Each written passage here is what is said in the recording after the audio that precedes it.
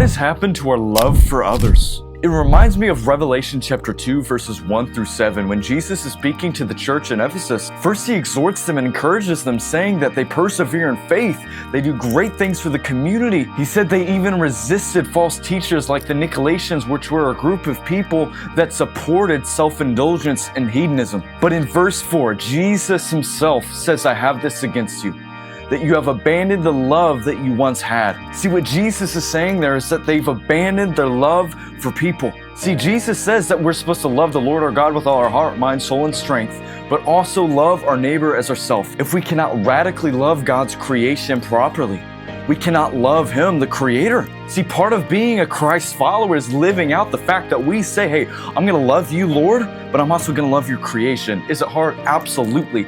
Are we called to it? Are we commanded to? Absolutely. So what would it take for us to actually go out and love people unconditionally, of course with boundaries, speak the truth in love, not support what they're doing if it's sinful, but also to speak to them just as Christ spoke to us, just as Christ forgave us. See, we had this love at first when we first got saved. The minute we had that paradigm shift, we go, oh my goodness, God is so good, His creation is so beautiful, I'm gonna go out, I'm gonna love His creation, I'm gonna preach the gospel. But now that the dust has settled, now that we've gotten comfortable, we do not have the boldness to love those that by cultural standards are the unlovable. See, Christ loved the unlovable. I don't know about you, but I'm unlovable.